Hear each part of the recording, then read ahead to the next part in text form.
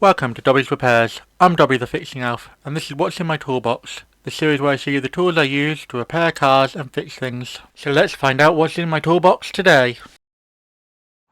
And today we have these electrical disconnect pliers I picked up from Temu. They're relatively affordable. We just pop them on the desk and then we'll get the camera set up in a better position.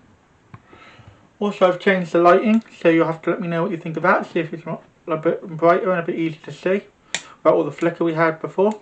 Yeah, these are a set of electrical disconnect pliers. They are pretty handy. I've used them a few times and yeah, they seem to work pretty well.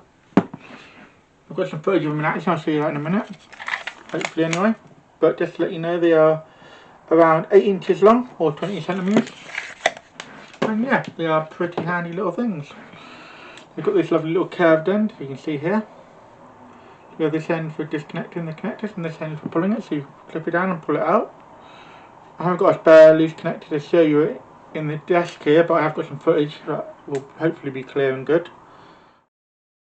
And here's just some footage of the pliers in action. So we'll start with this connector at the top here first.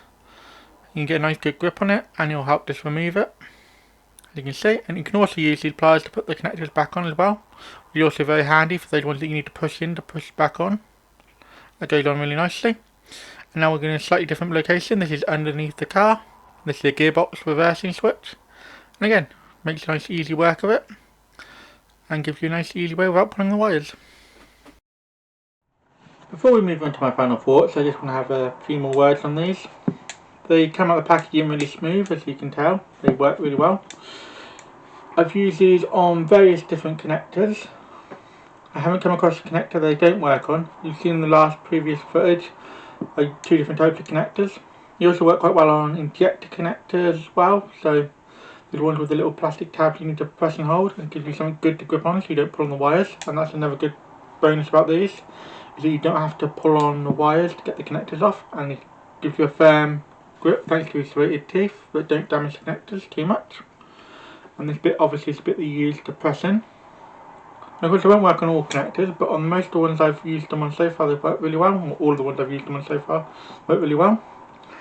Now, moving on to my final thoughts. They are very handy. I'm going to give them a 3-spanner rating, so you'll see the 3 spanners pop up here as always. And yeah, the only drawback to them is they are quite bulky and cumbersome, and some connectors are a bit tougher to get hold of than others. But as long as you can get these in there, they'll get most connectors off without damaging them, which is really helpful. Thanks for watching. If you found this video helpful or entertaining, don't forget to hit that like button. It really helps both the channel and me out. If you're new here, consider subscribing. I post 2 videos a week, so by subscribing, you'll never miss a thing. Got any questions or suggestions? Drop a comment down below, and I'll do my best to reply to everyone. Here at Dobby Repairs, we're all about helping you learn how to work on your vehicle safely and showing you don't need to spend a fortune on tools to get the job done. Want to support the channel further? Become a member, starting at just 99p. Members get perks like early access to videos and more exclusive content. Keep fixing, and I'll see you in the next one.